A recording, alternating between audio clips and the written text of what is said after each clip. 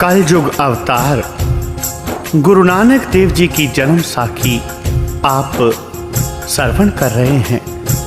आओ भक्तजनों, साखी आगे बढ़ाते हैं। मर्दाना गुरु नानक देव जी का बड़ा ही प्यारा सेवक था। भाई मर्दाना श्री गुरु नानक देव जी से सम्मान पूर्वक मिला तथा कहने लगा कि हे नानक देव जी, यह क्या स्वरूप धारण कर लिया है। गुरु जी ने कहा, हमने तुमको तार गुण दिया था, मैं तो तुम्हारी प्रतीक्षा में था। मैं चाहता हूं कि तुम हमारे साथ चलो। मर्दाने ने कहा कि आप किधर को जाने का विचार रखते हैं। गुरु जी ने हंसकर फरमाया, भाई जिधर उस परमात्मा की आज्ञा होगी उधर चले जाएंगे। मर्दाने ने कहा, मैं तो आपकी खबर लेने आया हूं। मेहता कालू जी और माता जी मेरी प्रतीक्षा में होंगे तथा आप अपने साथ ले जाना चाहते हैं। तब गुरु जी ने कहा, हमारे साथ रहने से भूखा प्यासा रहने का सौभाग्य प्राप्त होगा। यदि सुख, खान पान इस तरह की चीजें चाहते हो तो तलवंडी चले जाओ। भाई मर्दाना ने कहा, हे गुरुदेव, अब मैं आपको छोड़कर कहीं और नहीं जाऊंगा। गुरु जी ने कहा कि तार बजाओ। तब मर्दाने ने कहा, मैं तार नहीं जानता। गुरु जी ने कहा, हमने तुमको तार का वर दे रखा है, वह कहाँ रखा है। मर्दाने ने कहा, जहां आपने रखा होगा वहीं पड़ा होगा। गुरु जी ने कहा, मर्दाना हमारी आज्ञा मानकर रबाब बजाओ। तब मर्दाना रबाब लाने के लिए नगर में गया।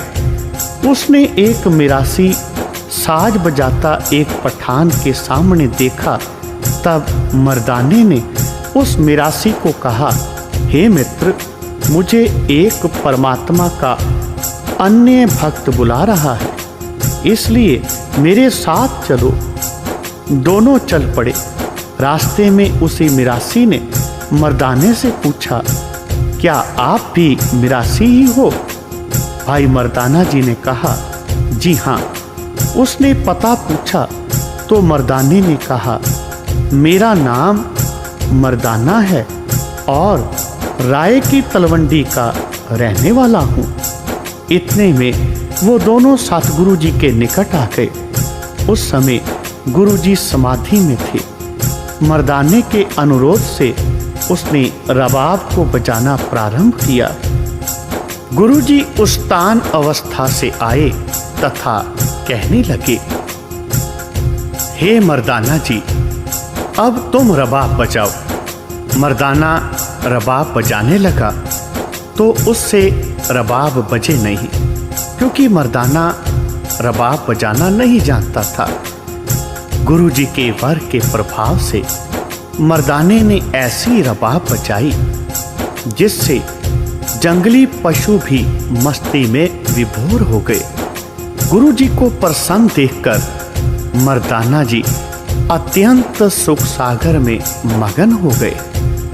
मर्दाना जी सोचते थे कि यह सब गुरु जी की कृपा का फल है, क्योंकि मैं तो रबाब बजाना जानता ही नहीं था, परंतु अब तो इसके बजाने में पूरा उस्ताद हो गया हूं। यह सब गुरु नानक की कृपा का फल है। गुरु जी ने कहा, हे मर्दाना, इस रबाब साज को हम सदा अपनाएंगे तथा और साज विषयों की ओर ले जाने वाले हैं। अतः तुमको अपने साथ एक रबाब जरूर रखना चाहिए। मर्दाने ने कहा, महाराज मैं कहाँ से लाऊं। तब गुरु जी ने कहा, आप नगर में जाकर बेबे नानकी जी से आग्रह करें। मर्दाना जी बेबे नानकी जी के निकट जाकर कहने लगा, हे बेबे नानकी जी, मैं गुरु जी को प्रसन्न करना चाहता हूँ। उसके लिए आप मुझे एक रबाब लेके दो। यदि वह माने तो ले आना, यदि ना माने तो वैसे ही चले आना। उस मिरासी ने कहा, हे गुरु जी, कहीं जाने की और मांगने की क्या आवश्यकता है, आप यह मेरा रबाब ले सकते हैं। गुरु जी कहने लगे, तुम्हारा दिया हमें पहुंच गया, परंतु यह तेरी चीज जिस पर तेरी रोटी है हम नहीं लेना चाहते। तब मर्दाना नानकी जी के निकट जाकर कहने लगा, हमें एक रबाब ले दो। मुझे श्री गुरु नानक देव जी ने आपके निकट भेजा है। बेबे नानकी जी ने कहा कि मेरा भाई जो कुछ मांगे देने को तैयार हूँ, परंतु वह मुझे अपना सुंदर मुख स्वयं दिखाए तो मैं सब कुछ करूँगी। बेबे नानकी जी का संदेश भाई मर्दाने ने गुरु जी को जाकर सुना दिया। गुरु जी भाई मर्दाने को साथ लेकर बेबे नानकी जी के घर में आए। बेबे नानकी जी ने आदर सत्कार के साथ अपने प्राणों से अधिक प्यारे भाई को सुंदर आसन पर बिठाया। तब गुरु जी ने कहा कि बहन जी, हमारा एक कथन मानो। बेबे नानकी जी ने कहा कि जो कुछ आज्ञा करो उसे मैं सहर्ष स्वीकार करूंगी, परंतु आप मेरे पास ही निवास करो। गुरु जी ने कहा, आपको विश्वास दिलाता हूं कि आप जिस समय याद करोगी मैं उस समय उपस्थित हो जाऊंगा, इसलिए मुझे अपने पास ही समझो। फिर रबाब की मांग की गई। बेबे नानकी जी ने कहा, मर्दाना जी, आप बाजार जाकर जितनी कीमत का रबाब चाहिए ले आओ, उसकी कीमत मैं दूंगी। फिर गुरुजी ने भाई बाले को बुलाया। जब बालाजी आए तब गुरुजी ने कहा, भाई बाला, तुम हमें प्रिय हो, ऐसा मालूम होता है कि तुम इस पर कुछ कुपित हो।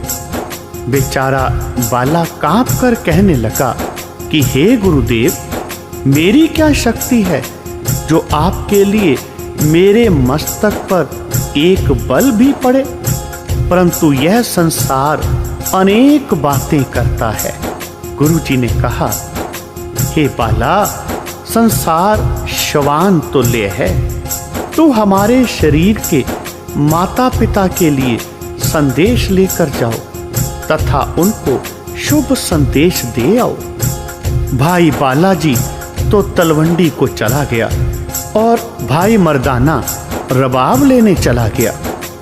सभी घर मिरासियों के देखे, कहीं भी मर्दाने को सत्कार ना मिला। उदास होकर वापस आ गया तथा लोगों की ओर से जो अपशब्द सुने थे, जैसे किसी ने मर्दाने को कुराहिया अर्थात बुरे मार्ग का पथिक, सभी कुछ गुरुजी को सुना दिए। गुरुजी ने कहा, मर्दाना जी, चिंता ना करो, संसार झक मारता है।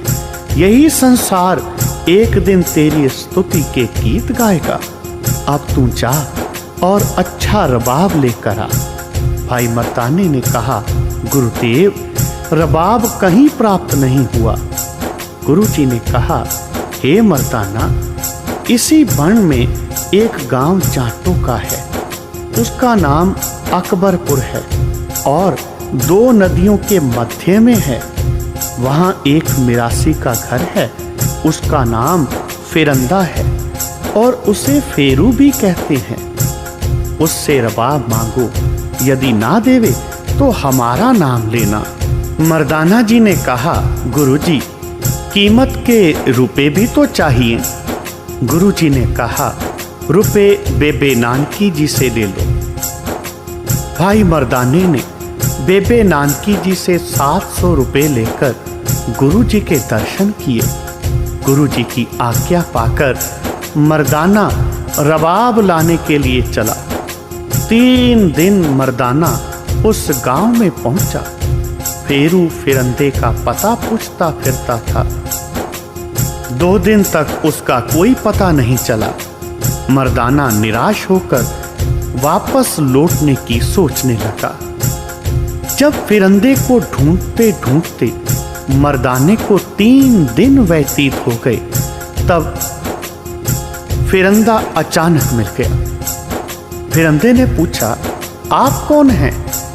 तब मर्दाने ने बताया कि मेरा नाम मर्दाना है तथा मैं फिरंदे रबाबी को, जिसका नाम फेरू है, ढूंढ रहा हूं। फिरंदे ने मर्दाने का पूरा पूरा पता पूछा।